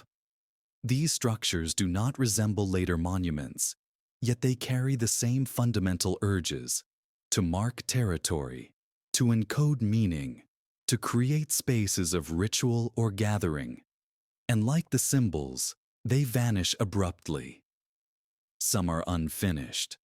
Others show signs of abandonment: stones toppled, pits half filled, frameworks left incomplete. Across multiple continents, burnt layers mark the same periods. Charcoal horizons lying atop collapsed symbolic systems. Were these fires natural? Were they ceremonial? Or were they the residue of catastrophe? Archaeology does not answer, but the timing leaves the question open. The final thread in this tapestry of erasure lies in the disappearance of sound, specifically the acoustic traditions embedded in caves. Many Pleistocene cave art sites have unusual acoustics. Certain chambers resonate at specific frequencies. Some echo human voices in ways that produce harmonic pulses. These chambers were chosen deliberately. Artists painted where sound behaved strangely, where a clap or a voice would bloom into vibration. Some researchers believe these spaces were used for rituals involving music, chanting, or altered states of consciousness. Yet after certain disruptions, the choice of caves changes. Paintings move to different chambers. Acoustic selection disappears. Ritual collapses into mere decoration. Something broke not just the people, but their relationship with symbol, sound, and space. This is where the whisper of the larger mystery grows stronger. Tools can be reinvented. Shelter can be rebuilt. But the sudden collapse of symbolic systems, the loss of ritual, music, geometry, proto-writing, suggests a deeper wound. Something that shattered not just bodies, but the continuity of thought itself. And this leads to one of the most philosophical and most haunting questions in the entire Ice Age narrative. What happens to a species when its memory collapses? When its symbols shatter, its meanings dissolve, and its stories fall silent? Does it begin again as if nothing came before? Or does it carry forward faint echoes, fragments of forgotten worlds, broken images drawn again in new caves by hands that do not know why they draw them? The stone remembers. The bone remembers. But memory without context is only a whisper left for us to decipher, thousands of years too late. From shattered symbols and broken memory, the story drifts now into the quietest realm of all, the world beneath forgotten water. Not the deep oceans of myth or the romanticized Atlantis imagined centuries later, but the real geological truth of lands that once thrived with life and human presence, now erased so completely that even the contours of their hills and rivers lie hidden under layers of silt. These are not fantasies. They are measurable landscapes. Doggerland, the Sunda Shelf, the Persian Gulf Oasis, the Black Sea lowlands, regions once vast, fertile, inhabited. Regions that vanished not gradually, but in sudden floods, collapses, and surges that forced entire populations into new territories, carrying only fragments of their old lives into the unfamiliar light. Doggerland is perhaps the clearest example of what the world lost. Today, it lies beneath the cold, gray waters of the North Sea. But for more than 10,000 years, it was a sprawling plain connecting Britain to mainland Europe. A world of forests, rivers, marshlands, and lakes. Archaeologists have pulled from its submerged banks the bones of mammoths, the tools of hunters, fragments of hearths, traces of settlements. This was not a marginal land. It was a thriving ecosystem, inhabited by people whose names we will never know. And then, around 8,000 years ago, the North Atlantic experienced a massive release of meltwater, perhaps triggered by the collapse of a glacial lake in North America. The waters surged across the Atlantic, raising global sea levels and swallowing Doggerland in a geological instant. Within centuries, the entire plain was gone. But Doggerland is only the surface of the story. Far larger worlds disappeared beneath the waters of Southeast Asia. During the Ice Age, the Sunda Shelf formed a single continuous landmass uniting Indonesia, Malaysia, Borneo, Sumatra, and mainland Asia. It was as large as Europe. Forests stretched for thousands of kilometers. Rivers cut through broad, winding valleys. Human populations moved freely across it. And as the ice melted, the rising seas broke it into pieces: Java, Sumatra, Borneo, Bali. What is now a fragmented archipelago was once a single world. Whatever networks or traditions existed there, whatever symbols or stories its people carried, they vanished into the sea as the waters rose meter by meter. Similar stories exist in the Persian Gulf, which was not always a gulf at all, but a lowland oasis fed by the Tigris, Euphrates, and rivers now forgotten. Some researchers believe it may have been one of the homelands of early human groups, a place where communities gathered and flourished before the floodwaters of the Indian Ocean poured in. If this region hosted early symbolic or ritual centers, every trace lies beneath the waves. In the Americas, the Yucatan coast was once far wider. Florida was almost double its current size. The Beringian land bridge was not merely a passage but a homeland, a vast steppe where humans, mammoths, and giant herbivores lived for millennia.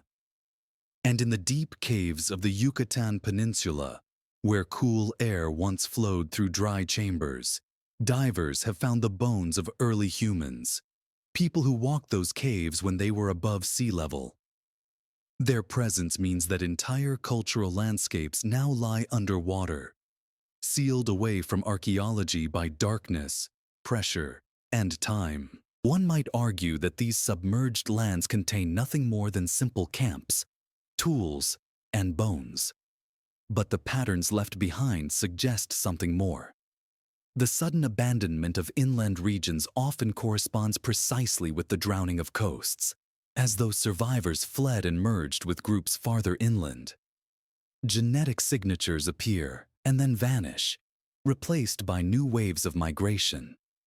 Tool styles shift rapidly, not because of slow evolution, but because refugee populations carried old ideas into new environments and tangled them with local traditions.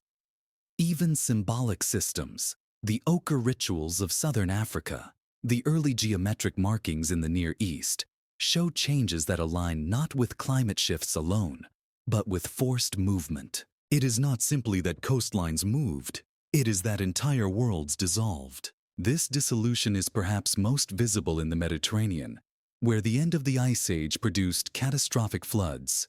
The Black Sea may once have been a freshwater lake fed by rivers from the Caucasus. As global sea levels rose, the Mediterranean eventually breached the Bosporus, sending salt water cascading over the landscape.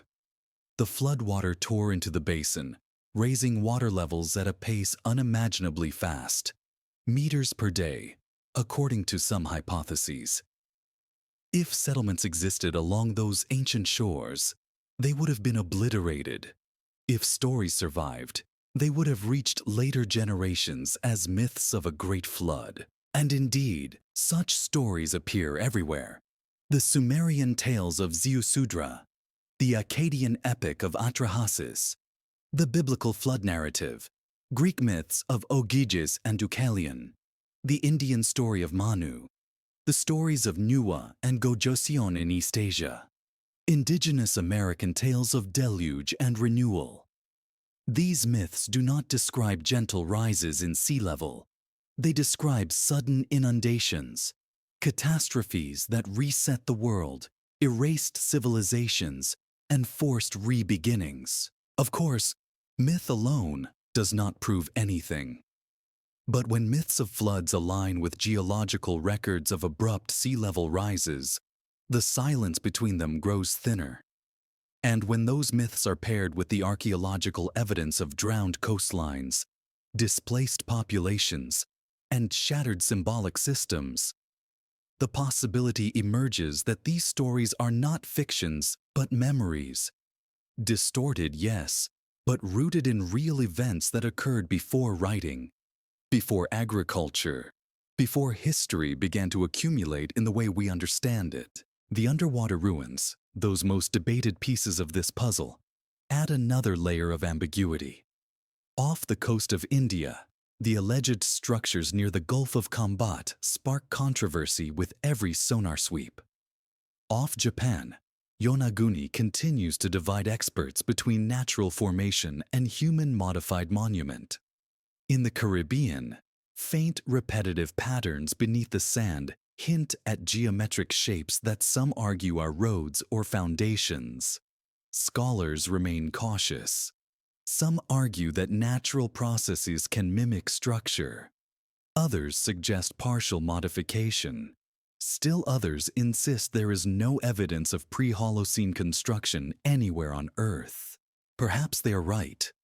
Perhaps these underwater formations are merely illusions, misunderstood geology, or misinterpreted sonar.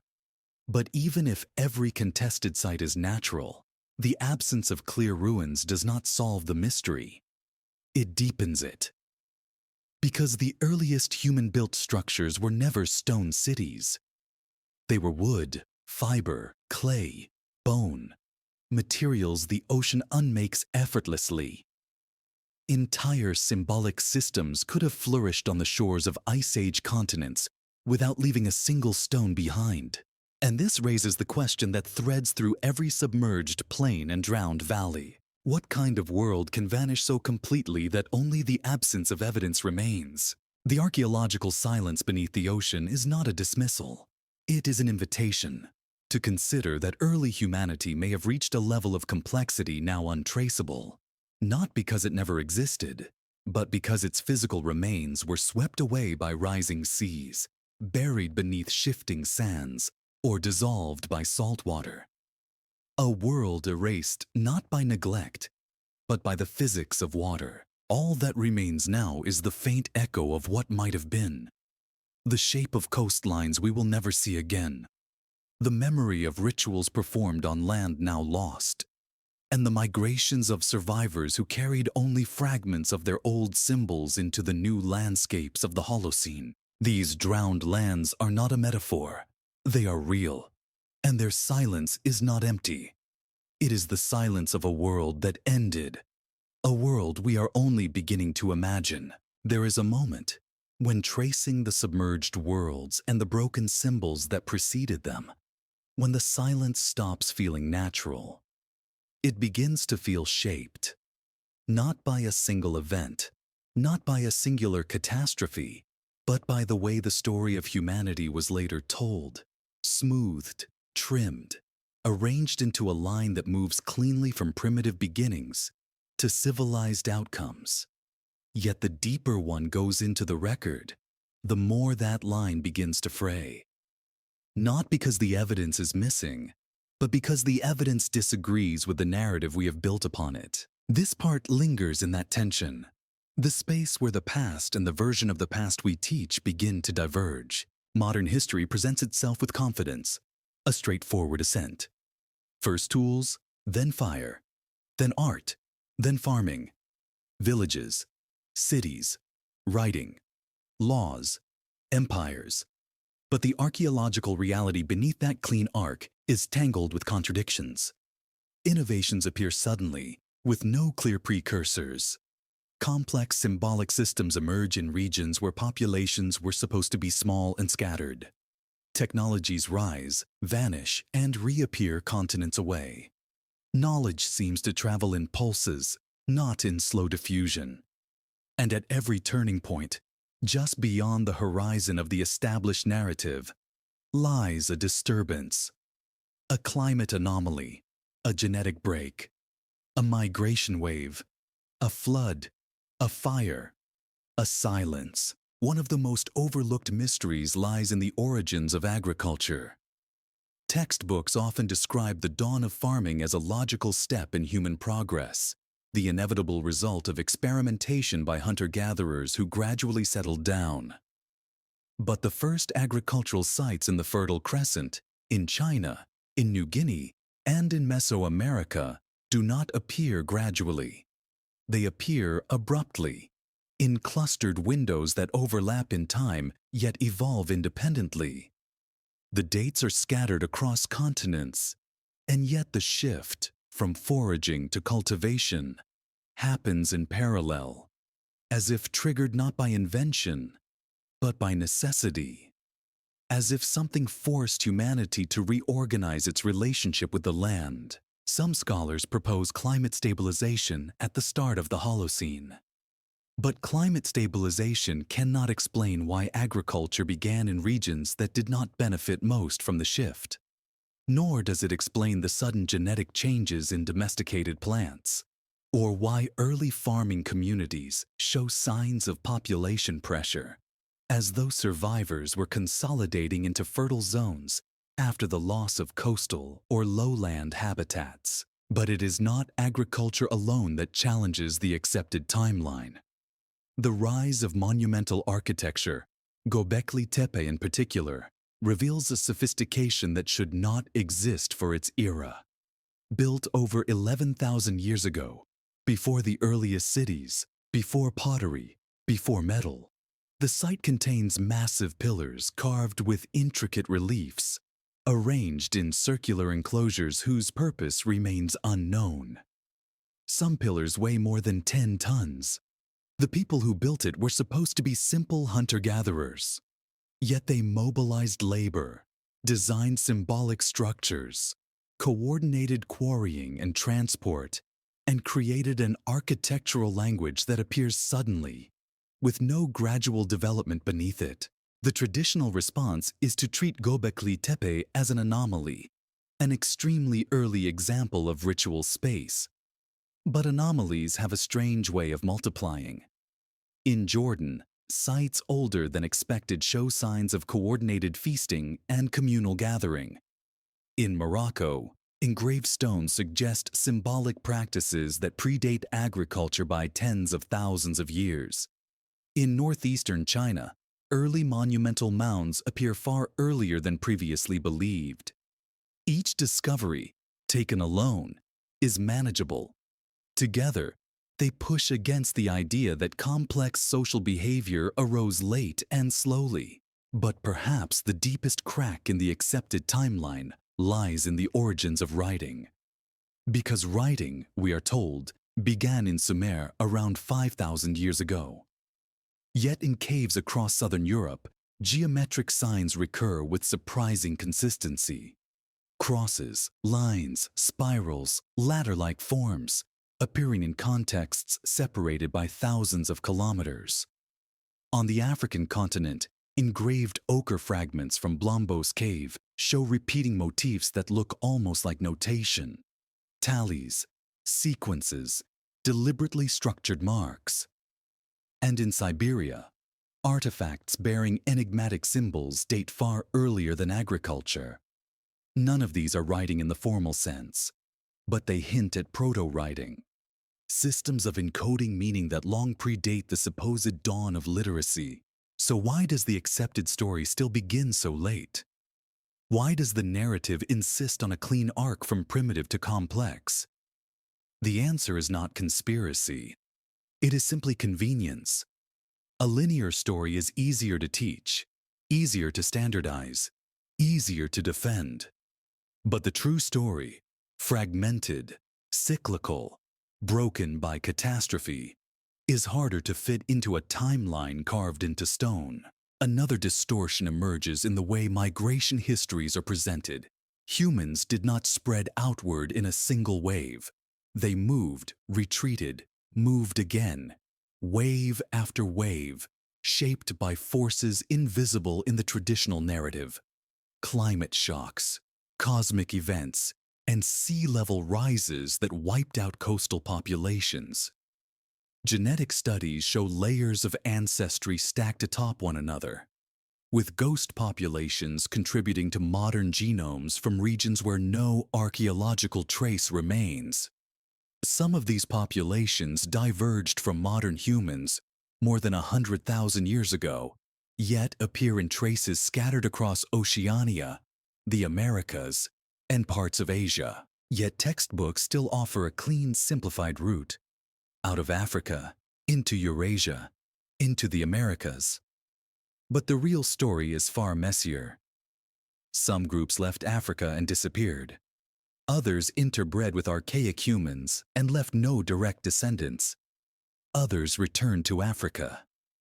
Others split into isolated refugees during the Ice Age and re-emerged thousands of years later.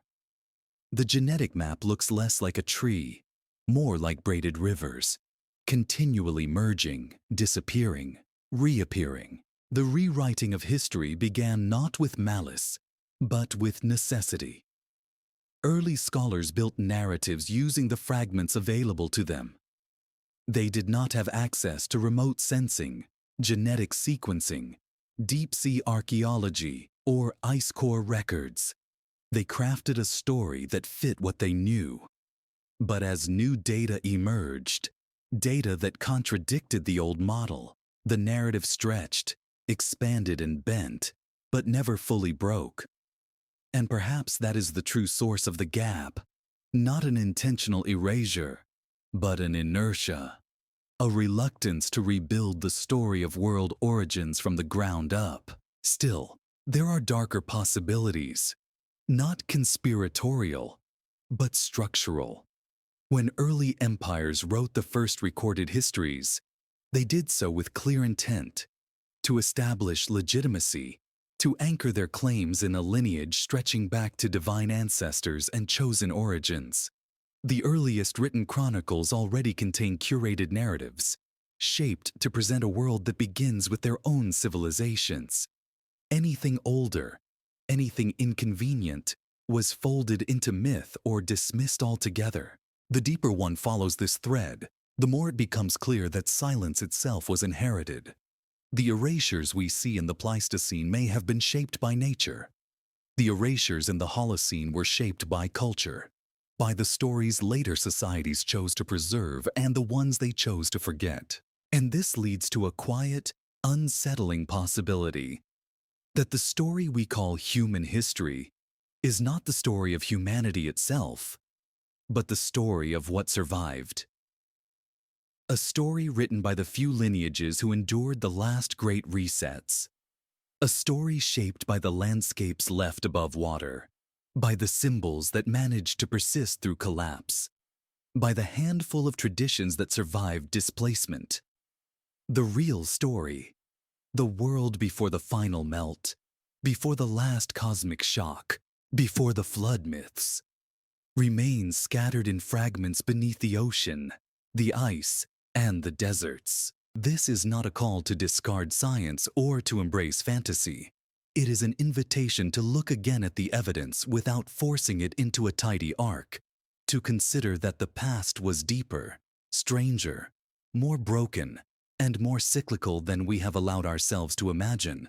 Because once the seams in the accepted narrative begin to show, a new question rises quietly from beneath the surface. If what we call history was rewritten, not maliciously, but gradually, what truths still lie buried under the versions we inherited? That question opens the door to the next layer of the mystery, the wound in human time itself. There is a point in this long descent through broken timelines and submerged worlds when the evidence begins to feel less like a list of disconnected mysteries and more like the outline of a deeper fracture, one not carved into the earth, but into humanity itself. A wound not of the body, but of time. A wound that repeats across continents, across lineages, across memory. A wound that suggests we did not simply survive a single catastrophe, but many, and that each one severed a thread of continuity so thoroughly that the survivors had no choice but to rebuild from what little remained. This wound is not merely an archaeological phenomenon. It exists in myth, in genetics, in the sudden endings of cultures, in the abrupt silences where one would expect stories to flow without interruption. It exists in the strange way early humans appear to emerge from darkness, fully symbolic, fully cognitive, fully capable, only to fall back into simplicity after each great disruption. It exists in the gaps between evolutionary models and cultural timelines. And it exists most potently in the peculiar fact that humanity, despite hundreds of thousands of years on Earth, appears to have only a few continuous lines of memory that stretch back beyond writing. Everywhere else, silence. Not the silence of absence, but the silence of amnesia. Consider for a moment the genetic record. Modern humans show signs of population bottlenecks so severe that entire lineages vanish overnight in evolutionary terms. These bottlenecks do not align with a single cause.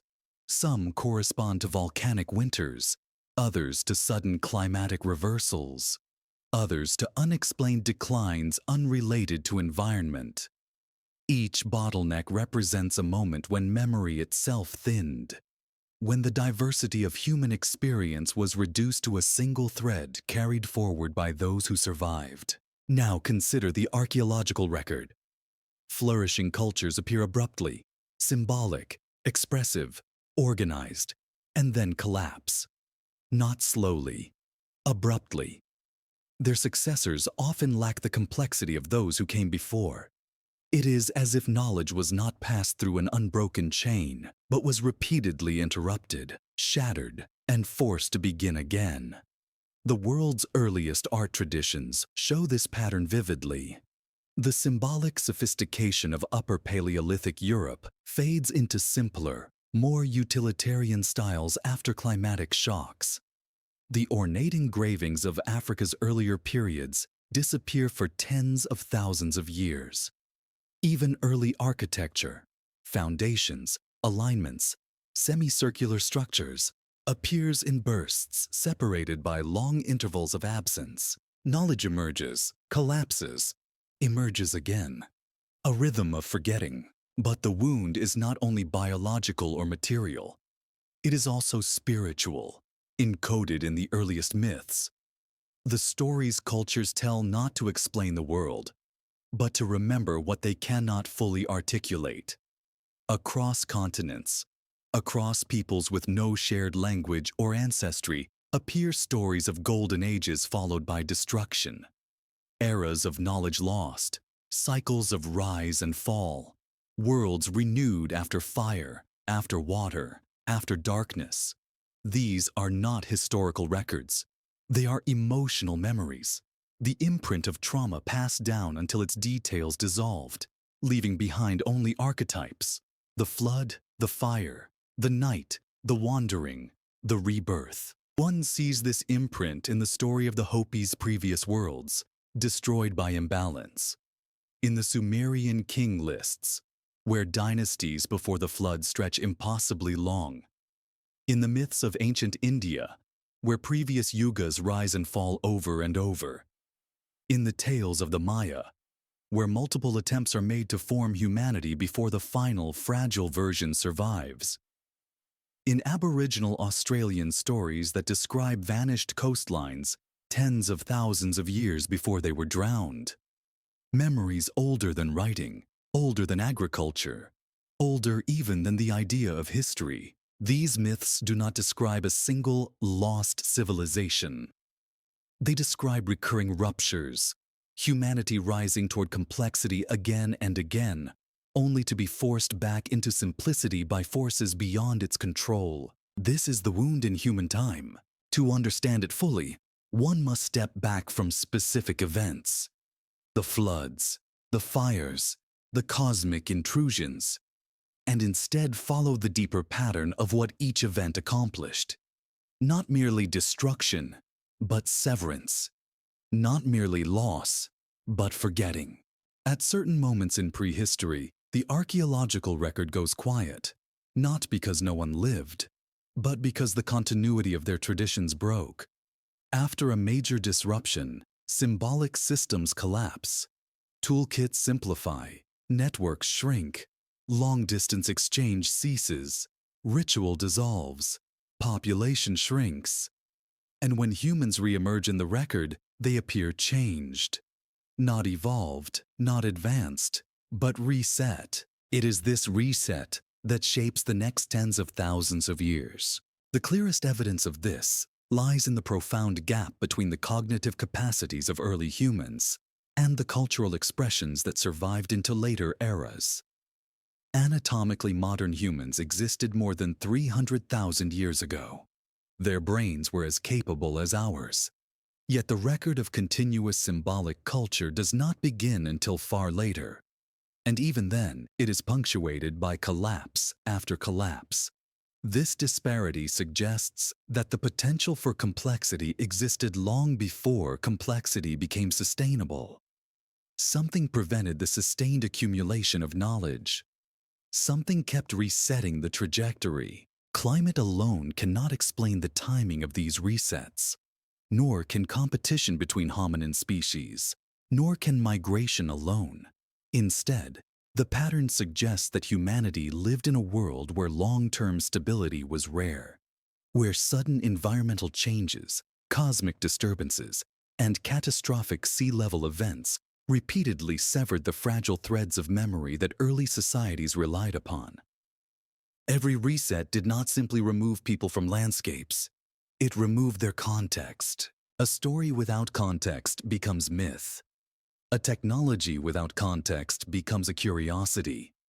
A symbol without context becomes meaningless. And when these fragments reappear thousands of years later, separated from the world that originally gave them meaning, archaeology interprets them as isolated innovations rather than the dim echoes of a continuity that no longer exists. This is why some Paleolithic innovations seem impossibly early and inexplicably short-lived.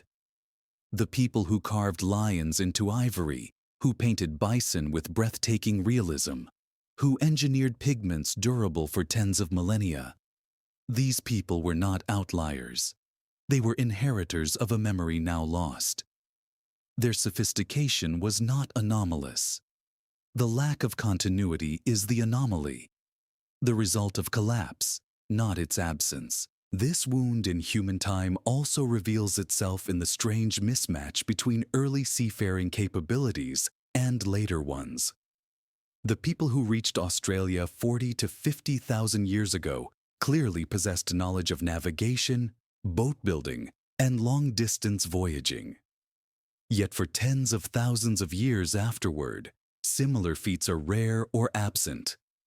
Knowledge that once existed did not accumulate. It broke. It faded. It had to be relearned. And then there is the wound that lies in the architecture of the mind. The human tendency to create myths of beginning. After each collapse, survivors likely believed themselves to be the first, because everything they saw around them would have confirmed it. Ruined coastlines, submerged valleys, altered rivers, vanished species, collapsed networks. They would have looked around and believed the world had always been this way. Every restart feels like a beginning when no one remembers what came before. This is perhaps the most sobering implication of the wound in human time. Not that we lost a civilization, but that we lost continuity itself. Over and over the chain broke. Over and over the memory dissolved. Over and over humanity returned to the edge of the cold and began again with hands that remembered more than the mind could articulate. It is in this wound, this repeated erasure, that the true mystery of the Ice Age lies, because the pattern does not simply describe the past. It casts a shadow forward, raising a quiet question that lingers at the edge of thought. If humanity has forgotten so much, so many times, how much do we truly know about our own beginning? And if the wound in time still shapes us, what else might still lie hidden behind its final veil? The answer waits in the last breath of this journey, where the ice itself begins to whisper. If the story so far has been a slow descent through broken timelines, drowned horizons, and erased memories, then what comes now is not a conclusion, but the softest turning into a place where the silence of the Ice Age becomes something almost alive. Because after all the evidence, after all the fragments and gaps and shadows, there remains one final presence in this long haunted chronology. It is the ice itself, not as a metaphor, not as an adversary, but as a keeper, a witness, a boundary that speaks in its own language, one of pressure, of cold, of time stretched so thin it becomes clarity. And in that clarity lies something faint but unmistakable, a whisper of what the world was before it shattered. The last great glaciers were not merely sheets of frozen water. They were archives, immense layered records of atmospheric change, volcanic ash, cosmic dust, chemical signatures, pollen, soot, and silence. They preserved not just temperature, but moments. Moments so small, so fragile, that the mere breath of warm air would have erased them. Yet the ice held them. And as researchers drill deeper, the cores speak with a peculiar consistency. The past was not smooth. It was jagged, interrupted, marked by sudden transitions and abrupt thresholds that stand out like scars in a frozen spine. Some layers thicken inexplicably, as if entire seasons were stolen by prolonged darkness. Others hold ashes too fine to come from fire on land, particles shaped instead by atmospheric burn. Some layers show bursts of methane, traces of rapid melting, signatures of fresh water pouring into oceans in quantities that defy simple climatic explanation. And then there are the black mats, thin deposits of carbon-rich soil found across multiple continents, marking moments where ecosystems collapsed, where megafauna vanished, where human presence diminished sharply. These mats do not point to a single cause, but to a pattern. Something repeatedly pressed the reset button on the world. And yet, even in the deepest cores, there is no moment where humanity fully disappears. The whisper is always there, weak, but present, a continuity not of culture or memory, but of existence. One lineage surviving through every collapse, carrying forward the last ember of awareness through the long night. That, perhaps, is the most humbling part of what the ice reveals. That human endurance is older than human memory. That survival is older than understanding. That our species continued not because it knew the meaning of its survival, but because something in it refused to yield. There is a strange beauty in that. But the ice also reveals something more delicate. Thin traces of pollen and spores from plants long extinct, appearing suddenly in layers where they should not be. Their presence suggests either unexpected migrations or entire biomes erased without leaving surface fossils. Perhaps forests stood where we imagine tundra. Perhaps wetlands existed where we map ancient glaciers. Perhaps the world before the final melt looked nothing like the reconstructions we draw today. If the land was different, then the people living on it would have followed rhythms of life we can barely imagine. Some of the most haunting discoveries come not from ice cores, but from the meltwater channels carved beneath the glaciers. These channels, tunnels larger than rivers, sculpted under unimaginable pressure, suggest episodes of sudden, catastrophic release of water trapped within the ice. The scale of these purges defies imagination. Entire lakes discharged in hours. Floods so violent they rearranged continents. If human communities lived near these edges, and they surely did, they would have experienced destruction far beyond what the archaeological record can preserve. And yet, something else emerges near these meltwater scars. Stones arranged in patterns that appear intentional. Circular alignments. Lines that follow celestial paths. Some researchers argue these formations are natural. Others argue they are early ritual sites. But either way, their presence in regions once partially glaciated raises a quiet question. Who placed them, and why? If they were ritualistic, the act of arranging them at the edge of the ice suggests that the people who did so perceived the glacier not merely as a danger, but as a presence, a boundary between worlds, perhaps even a living force. Around the world, ancient myths echo this perception. The Norse spoke of the primal ice meeting the primal fire. The Ainu of Japan told of spirits emerging from frozen mountains. The Quechua described glaciers as beings whose breath shaped weather. Indigenous Siberian stories frame the ice as a guardian of ancestral memory. These tales, scattered across continents, share a strange intimacy. The ice is not simply frozen water. It is an agent, a keeper, a witness to cycles older than any people alive today. These echoes grow still more resonant when considering the sudden warm intervals that punctuated the Pleistocene, periods where temperatures leapt upward in a handful of decades, so quickly that entire glacial systems destabilized. In some intervals, sea levels rose faster than modern projections for anthropogenic warming. These were not gradual shifts. They were ruptures. And beneath the ice lie signatures of what caused them. Dust layers that suggest atmospheric disturbance, chemical spikes consistent with biomass burning, isotopic anomalies hinting at cosmic input. In the face of such recurrent upheavals, it becomes easier to understand why memory could not survive intact.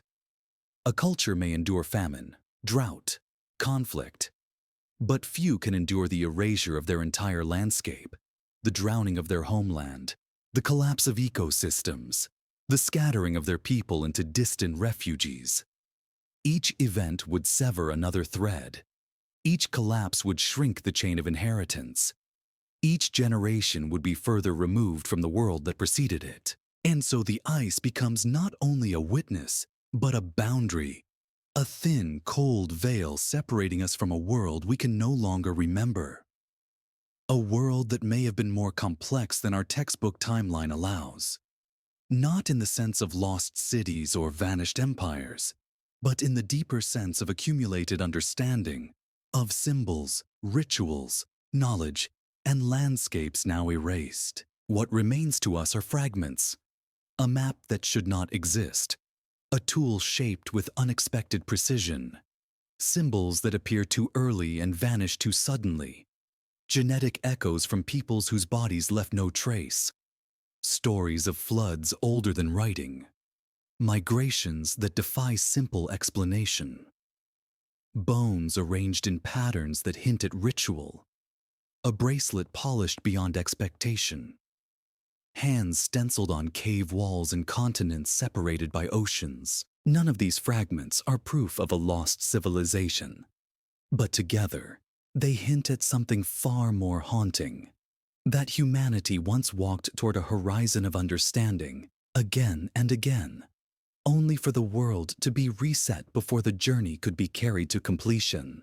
The Ice Age becomes, in this light, not merely a climatic epoch, but a threshold, a veil of cold stretched across time, beneath which lies a story we will never know in full. A story interrupted, a story fractured, a story carried forward only as whispers, through symbols, through myths, through the subtle fingerprints left in stone and ice. And so the final question is not whether a civilization was lost. It is whether memory itself was the thing erased. Perhaps the ice did not hide a world. Perhaps it hid the continuity of worlds, a sequence of beginnings undone before they could become histories. And as the glaciers finally melted, as the Holocene dawned and stability returned, the survivors emerged into a world that felt new, even though it was not.